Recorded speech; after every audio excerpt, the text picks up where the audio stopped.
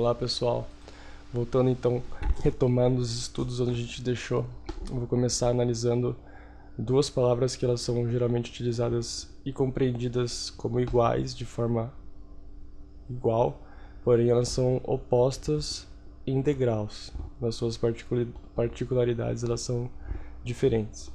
Então, vamos logo ao assunto. A primeira é a força e a segunda é a violência. São as duas palavras. A diferença aqui é a seguinte: a força. Por que eu vou explicar sobre isso? Porque tem uma diferença intrínseca entre a força e a violência, porque as pessoas acham que qualquer ato que você aplique força, você está aplicando a violência, né? Então, isso está totalmente errado. Você tem dois opostos, duas figuras da mesma força, que uma é a força que você tem o direito de utilizar e uma é a força que você não tem o direito de utilizar, que se torna a violência. Então vamos entender um pouco mais sobre isso. A força é uma capacidade de você exercer um trabalho, de você realizar um trabalho ou de você causar uma mudança física, né? Por exemplo, para eu colocar o equipamento lá para dar uma palestra, isso exige força. Para que eu levante de manhã e tal, e tome café e vá lá fazer a palestra, isso exige força. Entendeu? Essa força. Então, para a gente conseguir afetar esse mundo físico, para a gente conseguir realmente ter uma ação que afeta ele e mudar realmente ele, a gente vai precisar de força para a gente poder completar essas tarefas, que são diversas, certo? Então, a força é necessária para construir uma casa, força para montar uma estrutura, força para gerar energia, força para montar peça, essas peças que elas montam as estruturas. Então é necessário força em todo lugar. A força ela sempre vai estar em harmonia com a lei natural e com a moralidade, porque a utilização da força, só da força, ela não viola nenhum direito inerente do indivíduo, como a gente já estudou, certo? Só a utilização da força não interfere na vida do outro indivíduo, né? Ela não prejudica isso, nem na sua nem no outro indivíduo. Ela é uma ação que o indivíduo sempre tem o direito de tomar, e isso inclui a defesa contra a violência, que é a ação, a força com o intuito de coagir, obrigar ou conter. A gente vai ver agora. Então a violência, por outro lado, ela é a iniciação imoral, ou seja, uma coisa que o indivíduo não tem direito de fazer, de uma ação utilizando o poder físico para coagir, obrigar ou conter. Então a violência é a utilização da força para coagir, obrigar ou conter. A violência é um ato inicial.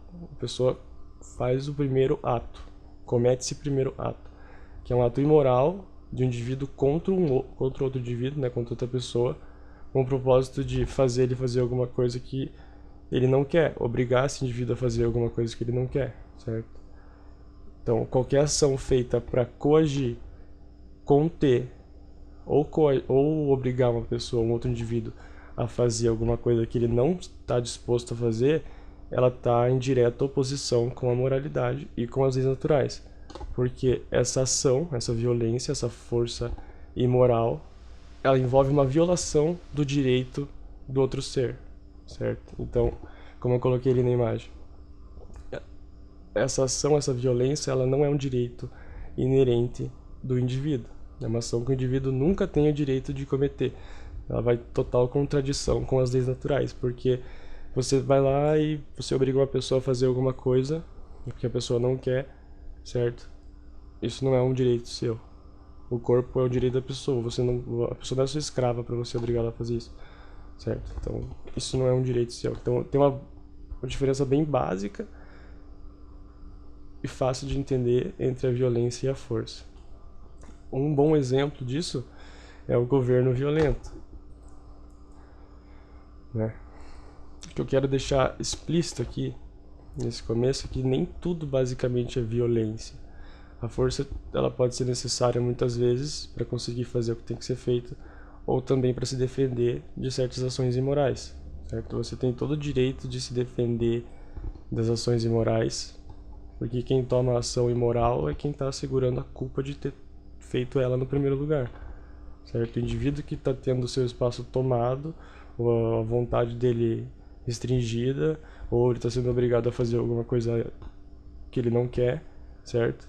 Ele tem todo o direito de se defender e aplicar essa força correta para a defesa de si mesmo, contra essa violência que está sendo imposta contra ele, certo? Então o governo é um ótimo exemplo disso, porque só porque certas pessoas acharam que tinha o direito de investir o poder numa minoria, em poucas pessoas, e essas poucas pessoas acham que têm o direito de ditar quais são os direitos dos indivíduos, né? Isso não torna o governo um detentor de atos morais e corretos.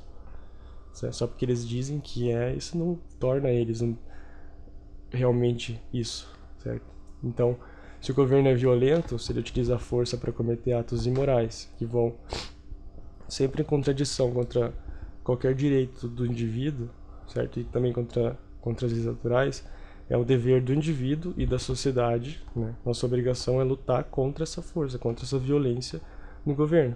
Porque ultimamente o que essa ação violenta causa é a sociedade em caos, como a gente vê. Todo mundo sendo controlado e, né, a gente consegue ver hoje em dia muito bem o que é esse controle que tem na sociedade, através de diversas formas de vigilância que eles utilizam, certo? Então, vamos falar agora sobre outro aspecto. Agora que a gente já deixou isso claro, a gente vai falar sobre a iluminação. O que é? A gente já tocou nesse assunto, mas a gente vai falar de volta sobre ele, porque toda informação ela entra melhor no nosso cérebro quando a gente escuta ela várias vezes, né? A gente tem que estar sempre... Não é uma questão de repetição. Se você for ver pro lado da desinformação, ela funciona bastante assim. Se você ficar repetindo a mesma coisa, a pessoa vai acreditar. Mas a questão é a confirmação que você precisa através de outras provas sobre o mesmo assunto, entendeu? Então a gente fala de uma pessoa iluminada de uma forma, fala do iluminismo de outra forma, e você junta todos esses conhecimentos para você entender a grande figura, a bigger picture, você entender todo o quadro, a perspectiva inteira do que é um ser iluminado. Então você está iluminado, você ser uma pessoa iluminada, você chegar na iluminação, não tem nada a ver com você meditar embaixo de uma árvore até você chegar lá na iluminação, né? Não tem nada a ver com você esperar que o bem ganhe do mal lá sozinho, lá. Você senta lá na árvore e fala assim, agora eu vou ficar aqui e vou ficar meditando para sempre. Isso aí vai ultimamente causar o bem e vencer o mal. Não é assim, certo? Você está iluminado é você conseguir compreender, absorver, aplicar o conceito do correto e do errado na sua vida e também no mundo.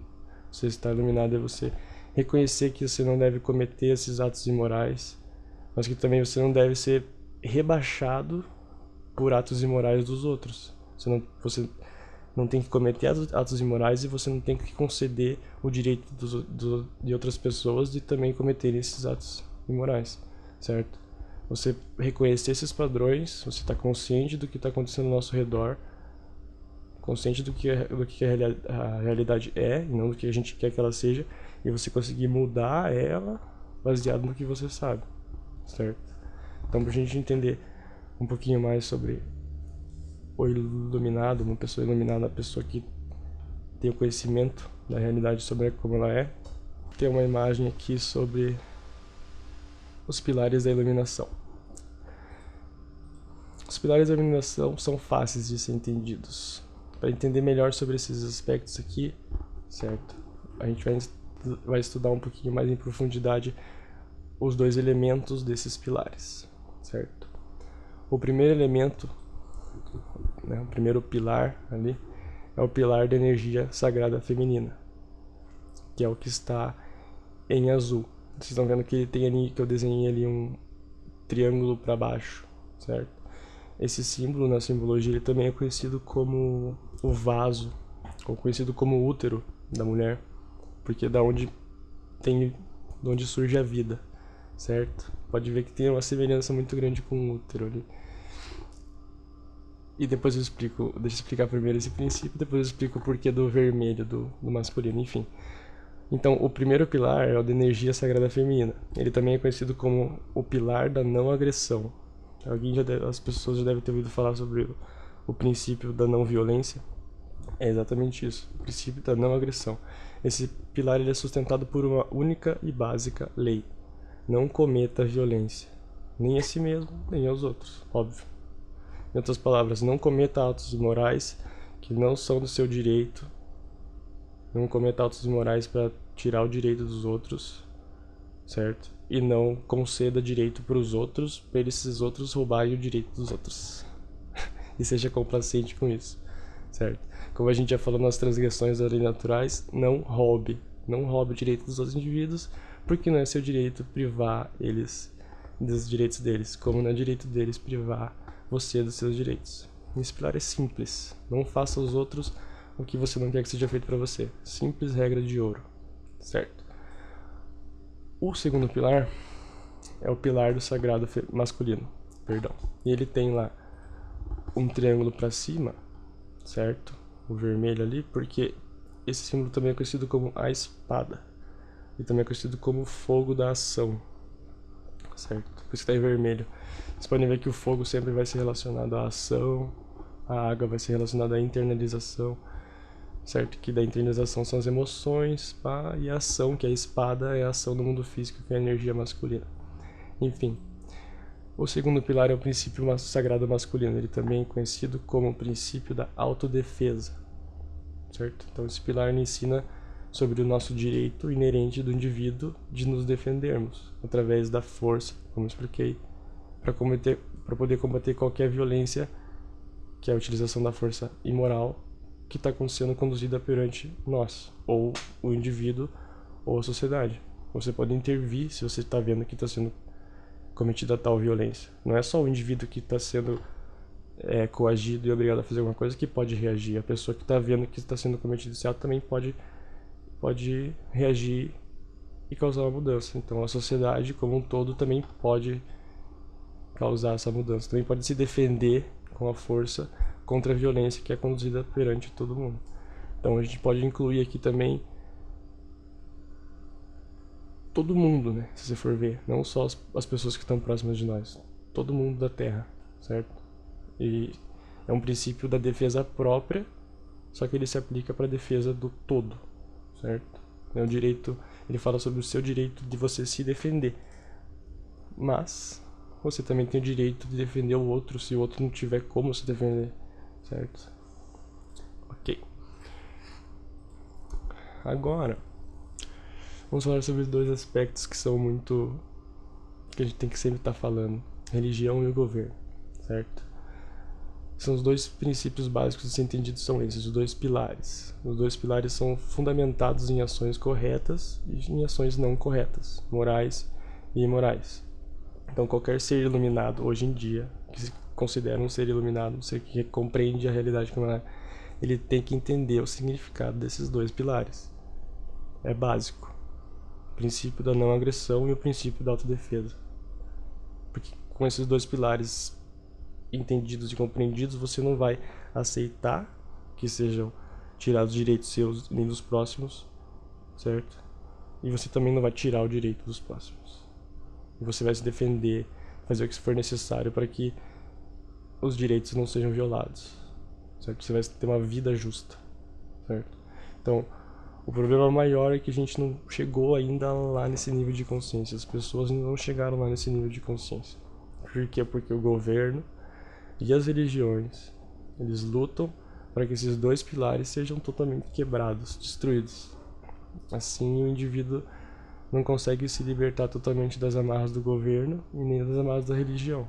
Ele fica preso em um dos dois hemisférios em desequilíbrio, se ele não consegue compreender esses dois princípios. O indivíduo que não conhece os seus direitos, como eu já falei, que não conhece os direitos inerentes que ele não tem como defender esses direitos. Ele não conhece os direitos que ele tem, certo? Então ele continua sendo conduzido por atos imorais que ele acha que são morais e que ultimamente o indivíduo causa a agressão para outras pessoas sem que ele queira causar, certo? Ele é complacente, ele aceita que outros tomem essa ação violenta, sendo que não seja ele que tome essa ação violenta. Mas ele está sendo complacente com a ação violenta porque escolheu o governo, ou sei lá, quem que seja que a polícia para tomar essa ação por ele, certo? Todo mundo no mundo inteiro é complacente com isso, complacente com a violência que é tirar o direito dos outros, basicamente. Então isso ultimamente vai causar agressão para os outros e no final das contas isso vai voltar para você. É simples, não tem como você ser livre e a outra pessoa lá na África ser uma escrava, simplesmente na mesma terra. Isso não tem como, porque se uma pessoa é realmente livre, todo mundo é. Porque essa pessoa que compreende a liberdade provavelmente tá ensinando para todo mundo e já tá fluindo. Ok. Então, vamos parar para pensar aqui um pouco. O nível de conhecimento que eu tenho passado para vocês nesse canal aqui, vocês conseguem ver agora como que é necessário você subir certos degraus primeiro, passar por certas etapas de conhecimento, né? Para que assim você possa chegar lá em cima, na escadinha lá, reconhecendo os padrões de forma mais rápida, você julgando, discernindo esses padrões a partir de leis inerentes, não no achismo, né? Você julgando e discernindo baseado em direitos inerentes, certo? Então, reconhecer esses dois pilares é fácil se você já tiver prestado atenção e processado tudo que foi passado no canal até agora, certo? Sem você ter colocado suas crenças no meio e ter compreendido tudo como realmente é, certo? É fácil também da gente reconhecer o porquê que a gente está nessa situação, tendo em vista que a maioria do planeta não conhece nenhum décimo desse conhecimento que está aqui e também não se importa com ele. Então, é fácil de reconhecer o porquê que a gente deixa que a sociedade, que o governo, desculpe, que é uma forma de escravização, tome o controle e tire o direito de todo mundo. É fácil, porque ninguém sabe que tem o direito. Ninguém vai lutar porque não sabe que tem esse direito. Todo mundo acha que tudo é relativo e pá, então vamos fazer as leis aqui, todo mundo faz leis, que é a lei que quiser. E isso é um dos assuntos que a gente vai falar nesse vídeo, das leis. Mas enfim, vamos focar no script. Então, por que a gente está nessa condição? Por que a nossa mente está escravizada e a gente não tem liberdade? Por que a gente está nessa condição do caos hoje em dia? Simplesmente porque a sociedade, eu já falei isso no vídeo anterior, ela não conhece o sentido da palavra propriedade. Uma pessoa que não conhece o sentido da palavra propriedade vai continuar roubando o direito das outras pessoas ou autorizando os outros indivíduos a roubar esses direitos porque ela não sabe o direito, não conhece os direitos dela e não conhece o sentido da palavra propriedade, certo? A gente tem que aprender que o que é uma propriedade é nosso, certo? São os direitos inerentes nossos. E se é nosso, também é do próximo, porque o próximo veio do mesmo jeito pra cá, certo? Então, só quando a gente conseguir compreender isso, a gente vai poder entender o que é e quão importante é não roubar esses direitos do próximo. A gente tem uma caminhada bem grande ainda, né? As pessoas têm que aprender bastante coisa ainda. Ninguém disse que vai ser fácil, só que o processo alquímico mental para alguns já é o basta para eles pararem de se questionarem. A pessoa chega lá no Nigredo, lá na primeira etapa da alquimia e bum. Ai meu Deus, vou ter que deixar minhas crenças de lado para estudar isso. Onde que esse cara quer chegar? Né? Tipo, nossa, e agora? Eu não sou nada sem minhas crenças, como é que eu vou pensar sem elas? Ponto, acabou. Só parou ali, já era. Não vai questionar mais nada, vai achar que isso aqui é um culto satânico de já. Entendeu? Então imagine o esforço que você, cada indivíduo que conhece sobre esse assunto aqui, está fazendo para aprender sobre isso, aplicar isso. E em seguida eu espero que vocês consigam também ensinar para os próximos, né? Porque se não basta a gente só saber isso aqui. Então vamos entender um pouco mais sobre propriedade. Um pouco mais, né? Sendo que a gente já estudou sobre ela em outros vídeos. Vamos dar uma revisada. Você possui a propriedade de algo e você ter a propriedade de algo significa 3 coisas. Você possui ele de forma legal, ou seja, sem ter cometido nenhum ato imoral para obter essa coisa. Você controla a utilização disso, por exemplo, sua casa. Você controla a utilização da sua casa se ela for sua propriedade obtida de forma legal. Você diz o que vai acontecer na tua casa, né? Certo? Então, você controla a utilização dela.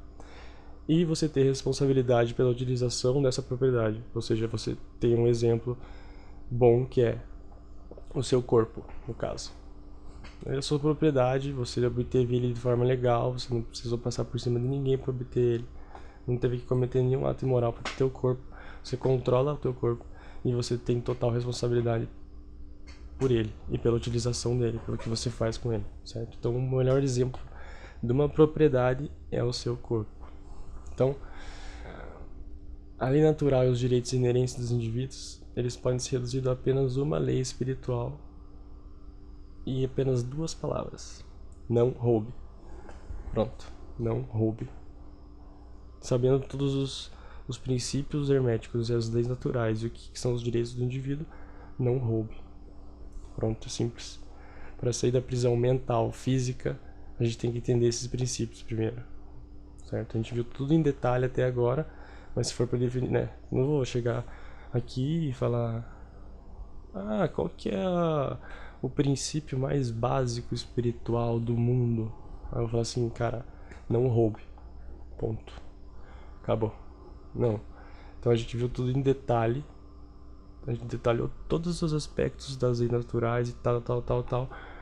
Mas se você quiser chegar em 2 palavras, numa lei espiritual máxima, é isso, não roube. Simples. Todo o conteúdo aqui é isso, não roube. Entendeu? Só que pra saber que o que você não tem que roubar, como eu já falei, você tem que entender o que tá ali pra ser roubado, certo? Isso aí só vai saber quem estuda realmente. Então, consciência, do prefixo do latim com, significa junto, e do verbo em latim tiere, significa saber ou entender. Essa palavra vem daí, essa é a etimologia dessa palavra. Então a gente pode definir que consciência é o quê? Saber em conjunto, certo? Junto, saber entender, saber em conjunto. Consciência, como a gente já viu, é a capacidade de a gente enxergar os padrões. É o conhecimento que a gente consegue enxergar além do que está ali, certo? Você consegue ver 2 caixas pretas, beleza. Aí daqui a pouco você vê 10 caixas pretas, você fala, opa, aqui tem um padrão. Aí daqui a pouco você vê 30 caixas pretas, você fala, meu Deus, tem um padrão aqui.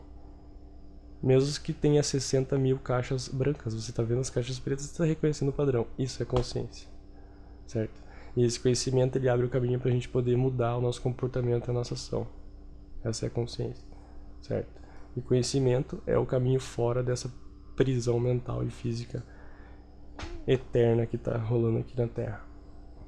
Então, se a gente pegar esse saber em conjunto, que é a consciência, como a gente pode chamar isso de outra forma? Como a gente pode chamar saber em conjunto de outra forma? Simples, a gente pode chamar ele de senso comum. Senso comum, certo? Como a gente já estudou, um dos maiores problemas da Terra é o relativismo moral. As pessoas acharem que tudo é moral. Tudo é relativo. Minha verdade é a tua verdade, a tua verdade é a tua verdade, se eu gosto disso, se eu gosto daquilo, tudo bem, estamos todo mundo junto. Não. Esse é o maior problema da Terra, relativismo moral. As pessoas simplesmente não possuem mais um senso comum, um senso de moral, certo? Por quê? Porque elas não se importam com isso. Não sabem nem que existe, provavelmente. Elas foram tão dissociadas desse assunto, tão levadas para longe disso, foi tão oculto esse tipo de assunto, que hoje em dia, você falar sobre uma coisa absoluta, você ofende as pessoas. É isso que acontece. Então, se as pessoas possuíssem um tipo de senso comum, já ia ser um pouco mais fácil. Só que elas baseiam esse senso comum no quê? Nas atividades diárias. E não é isso que eu estou falando. O senso comum é baseado na moral, da consciência, certo? Na inteligência, no real intelecto, né? Então, o senso comum das pessoas não é baseado nas leis naturais, nem nos direitos inerentes, e sim numa cultura que vem depois de cultura, que vem depois de cultura, que vem depois de cultura, que tudo que soube fazer é escravizar as pessoas. Hoje em dia a gente eufemiza esse termo, escravização, e chama de governo. É a única diferença que tem. Então, tem uma diferença da consciência e do exercício da consciência, certo? O exercício da consciência é a ação, ação mesmo, você fazer alguma coisa que é baseada no seu conhecimento, certo? Como a gente já estudou antes. Sabedoria é agir com o teu conhecimento no mundo físico. Esse é o exercício da consciência. Você é um ser sábio, você saber conseguir agir com o que você conhece, certo? Então o exercício da consciência é uma escolha baseada no teu livre-arbítrio, né? Você está exercendo a consciência porque você está querendo exercer a consciência. Então, entre ação correta ou ação errada, você está discernindo, julgando, escolhendo qual ação você quer tomar, né? Após você ter adquirido o conceito sobre o certo e sobre o errado, né, se baseando nas leis naturais e nos direitos inerentes, agora você está exercendo sua consciência e escolhendo quais ações você vai tomar, certo? Então, agir em acordo com tudo que o indivíduo conheceu e aprendeu, né, e digeriu até agora e processou, isso é exercer a consciência. Agora, se o indivíduo conheceu, aprendeu, porém ele não está aplicando isso na realidade, ele não está realmente exercendo a consciência. Ele pode estar consciente do que está acontecendo, mas ele não precisa estar necessariamente exercendo a consciência dele no plano de efeito, plano físico, certo? A lei da liberdade. Vamos para a lei da liberdade. A lei da liberdade, né, pode ser vista, é simples. A lei da liberdade, para quem é bom em matemática, é simples, para quem não é bom em matemática, é simples também, certo? Ela é uma equação matemática, mas ela não vou fazer contas aqui não. Então, ela pode ser vista como uma equação matemática simples, porque ela simplesmente fala que a liberdade e a moralidade, elas são diretamente proporcionais. O que isso significa? Significa que, da forma que a moralidade numa sociedade cresce, aumenta, a liberdade também vai crescer. Da forma que a moralidade diminui numa sociedade, a liberdade também vai diminuir, não vai ter liberdade, certo? Então a gente pode entender essa lei facilmente se a gente vê ela assim. A presença da verdade e da moralidade na vida dos indivíduos e da nossa sociedade, ela é inversamente proporcional à quantidade de tirania e escravização na mesma sociedade. Ou seja, se tem tirania e escravização, não há moralidade e verdade presente na vida dos indivíduos e da sociedade. Agora, se os indivíduos estão presentes na moralidade e na verdade, e a sociedade como um todo também, né, porque a sociedade se baseia na ação dos indivíduos, não vai ter tirania nem escravização. Simples de entender. Essa é a lei da liberdade. Então essas duas coisas, a moralidade e a liberdade, elas andam juntas, elas não podem ser vistas de forma separada, certo? Elas se manifestam em conjunto na sociedade. E também no indivíduo também. Não tem como o indivíduo ser moral e ser um cara que apoia a tirania. Não tem como o cara querer ser livre e apoiar a escravização, entendeu? Então elas andam juntas. São diretamente proporcionais, a liberdade e a moralidade.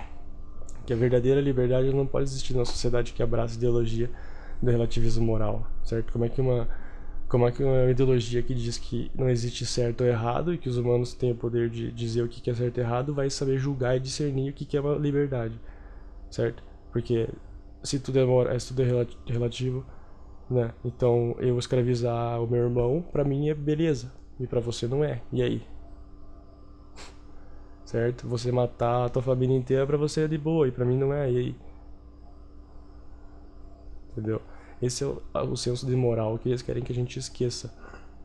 Então o relativismo moral, como a gente já viu, é um dos principais pilares ensinados pelos satanistas. Por isso que as pessoas não sabem que são, mas são, certo? Então, estudando um pouquinho só sobre essa ideologia, conversando com as pessoas, você já pode observar a quantidade que acredita nesse pedaço de bosta de ideologia chamado relativismo moral, feito para aprisionar a mente das pessoas, certo? Teve um estudo, se não me engano, feito há uns 15 anos atrás. Faz tempo, hein? Ele revelou que tinha 2/3 da população norte-americana que acreditava que não havia certo ou correto, que tudo era relativo. 2/3. 2/3. Imagina a merda que a sociedade ia estar. Quer dizer, é só você ver como é que tá lá já, né? Não precisa nem imaginar. 15 anos pra cá, 15 anos pra cá, que foi feito, quando foi feito isso tudo, 2/3 da população achava que não tinha certo e errado. Olha onde é que tá lá agora. Meu Deus. Enfim, vamos pro próximo assunto. A lei natural contra a lei dos homens. Essa aqui pega fundo, hein? Quem é advogado, juiz, essas paradas aí não vai gostar muito não. Mas não tenho que gostar porque a verdade é evidente por si própria. Então se você estiver usando o teu cérebro aqui, você vai entender o que está sendo dito e você não vai ter como discordar. Que é simples de ser entendido. É simples dedução. Então vamos lá. A lei natural contra a lei dos homens. Por que a gente vai falar disso aqui? Porque a gente vai entender no final o porquê que existe uma lei natural, o porquê que existe uma lei dos homens. Simples. Então a lei natural ela é baseada em princípios e na verdade, que são coisas inerentes da criação, ou seja, antes do ser humano. São coisas que vêm antes do ser humano, pré-existentes ao ser humano, certo? Então a lei natural ela é baseada em coisas que existem antes da existência do ser humano, que baseia-se em coisas que não foram feitas pela humanidade, certo? Então ela é baseada em princípios básicos que podem ser estudados e na verdade, que é uma coisa imutável e absoluta que não depende dos seres humanos. Ponto. A lei natural, você se harmoniza com ela, se você tiver o conhecimento e o entendimento suficiente. Isso significa que a lei natural não é algo que você conhece e aplica na tua vida porque você tem medo. Você aplica a lei natural na sua vida porque você realmente reconhece a importância dela na tua vida e na vida de todo mundo e você se harmoniza com ela. Você vive com ela porque você quer, certo? Porque é bom. A lei natural ela é universal, ela se aplica em qualquer lugar do universo, independente de onde você for. Não tem lugar que você possa ir nesse universo físico que você vai escapar da lei natural, certo? Você pode escapar, você pode fazer o que você quiser com o teu livre-arbítrio, mas as consequências da lei natural e da existência dela você não vai escapar. Simples. Essa é a lei natural. E a lei natural também é eterna e imutável, como eu já repeti aqui 1000 vezes. Ela se aplica e vai existir até que o universo físico pare de existir. Isso não depende do que você quer, do que você acha, do que o ser humano vai fazer. Não, ela é eterna e imutável, simples de entender, pode ser observável, pode ser verificável, perdão. Pode ser estudada, pode ser observada. Isso, simples. Agora, vamos para o outro lado. Vamos ver as leis dos homens. O que a lei dos homens traz para nós de bom? A lei dos homens é baseada em crenças dogmáticas. Quem não sabe o que é crença dogmática, dogma é uma coisa que você não fala, contra. Você simplesmente aceita, certo? Então uma crença dogmática é uma crença que você não pesquisa sobre, que você está com preguiça, que você tem medo, não interessa. Então a lei dos homens é baseada em crenças dogmáticas, que são construções da mente humana. Ou seja, elas não são baseadas em nada inerente, elas não são baseadas na verdade, certo? A lei dos homens, você não se harmoniza com ela, você obedece à lei dos homens. É diferente de se harmonizar, você obedece à lei dos homens porque você tem medo de ser punido, preso, etc. Você tem medo da punição que vai vir se você não obedecer essa lei, certo? Então a maior das razões de todo mundo obedecer essa lei ridícula é o medo de você tomar no porque não está obedecendo o que os caras querem que você obedeça, certo? A lei dos homens depende dos lugares, depende de estados, países, localidades, certo? A lei dos homens pode mudar devido a uma linha imaginária que separa os estados, certo? Por exemplo, aqui desse lado da linha aqui, do estado aqui, eu posso ter uma arma.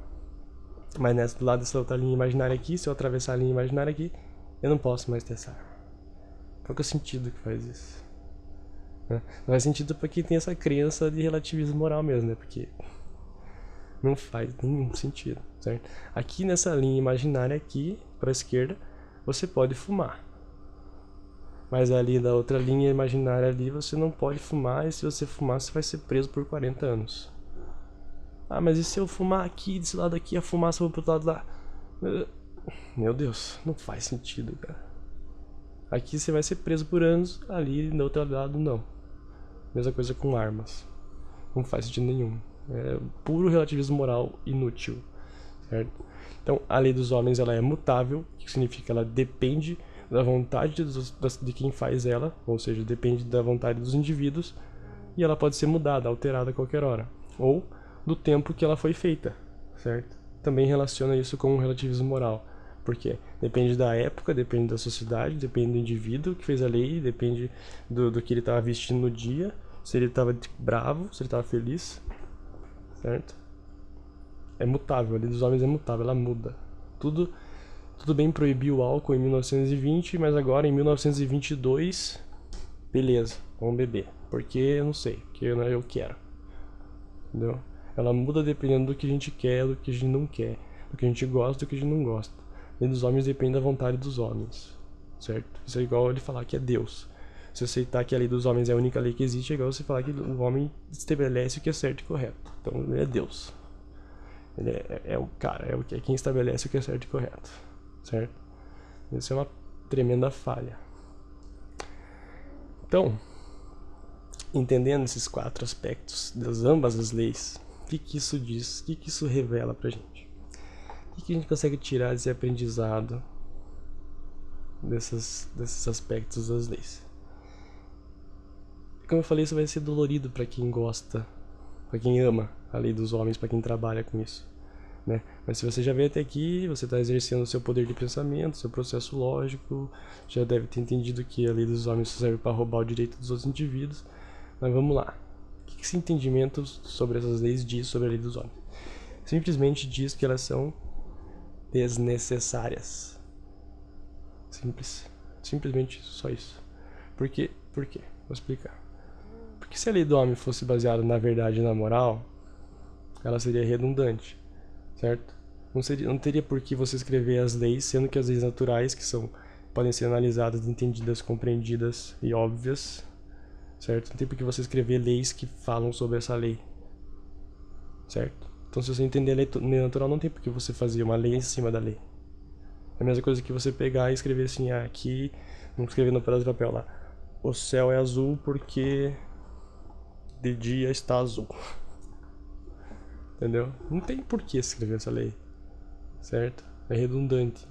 A lei dos homens ela se torna alguma coisa desnecessária, irrelevante, se você já tem o conhecimento necessário sobre a lei natural, certo? Então, se as leis dos homens estão em oposição à verdade e à moral, então logicamente a gente pode concluir que ela é falsa, não se baseia em algo verdadeiro, que ela é imoral, né? Então, essa lei dos homens, se ela está em oposição à verdade e à moral, ela é prejudicial e fere o direito de outros seres. Portanto, se ela está em oposição, ela não pode ser legítima e não pode ser legitimadamente aplicada a ninguém. Isso também torna ela desnecessária e irrelevante, certo? Então, é simples entender. Conhecendo as leis naturais não tem necessidade de lei dos homens. Se você não conhece as leis naturais, você aplica as leis dos homens e você vai ver que elas não estão em equilíbrio com a lei natural. Então ela não é necessária, ela é irrelevante. Ela retira o direito dos indivíduos, certo? Então a maioria da população em estado de hemisfério cerebral desequilibrado ama o governo, ama as leis, ama também as correntinhas de escravo que eles têm, né? São invisíveis as correntes, mas elas podem ser facilmente sentidas se você prestar bastante atenção, certo? A lei natural e a lei do homem hoje em dia, nessa sociedade moderna, elas são totalmente opostas. Você pode observar isso com os seus próprios olhos, não é difícil. Se você tiver um conhecimento sobre a lei natural, é só você aplicar ela em cima do que as leis dos homens aplicam, e você vai ver que ela é totalmente desequilibrada. A escravização moderna, física e mental, para alguns, hoje em dia já é óbvia, mas para a maioria ainda é um papo de quem quer incitar medo nos outros e conspiração e não sei o que. Mas é simples de entender, se você for honesto com você mesmo, né? Tem que ser honesto consigo mesmo, porque senão a única coisa, o que você ganha não sendo honesto consigo mesmo é você estar mentindo para você mesmo. Pronto. E daí depois disso você não sei onde você quer chegar, mentindo para você mesmo, certo? Então uma das coisas eu digo, se a gente não falar sobre e não agir para que tenha essa mudança, a gente não vai precisar de ninguém incitando medo sobre nós. Não vai precisar de eu ou de outras pessoas que falam sobre esse assunto falando esse bagulho como tem que ser falado, porque a gente vai ser subjugado até um certo ponto que a gente não vai nem sentir nada além de medo. Só que não vai ser por mim nem pelos outros, vai ser pelo governo, vai ser pelas tramóias aí da sociedade. E aí, quem sabe vai ser tarde demais pra gente reverter o processo, certo?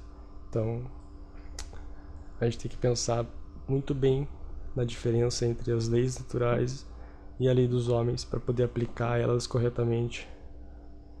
Porque se a gente não fizer a ação necessária, evidentemente que uma hora todos os direitos vão ser roubados e a gente vai ter os direitos para lutar por eles, mas não vai ter nem como lutar por eles, porque no princípio do ritmo, que a gente já estudou também, a balança vai estar de um lado tão oposto que a energia necessária para criar o pêndulo lá, a energia para ele ficar rotacionando novamente, não vai nem ser possível. Impossível não vai ser, mas vai ser muito complicado, certo? Então, esse vídeo a gente estudou sobre as leis dos homens, a lei natural, a diferença entre elas, né? E o porquê que a lei dos homens acaba se tornando irrelevante quando você tem conhecimento sobre a lei natural. E também a importância de você reconhecer a força, do porquê a força é necessária no mundo, e a diferença entre ela e a violência, certo? Então esse vídeo vai acabar por aqui, porque o próximo vai ser composto de muita informação que se baseia nos meios que a gente pode tomar para reverter essa situação, certo? Que a gente está agora. Então até agora a gente estudou as causas do porquê a gente tá aqui, e a gente vai ver em diante quais são as alterações que a gente precisa fazer para que o efeito seja a mudança que vai causar ultimamente uma melhoria para todo mundo, para o indivíduo e para todo mundo. Abraços e até a próxima.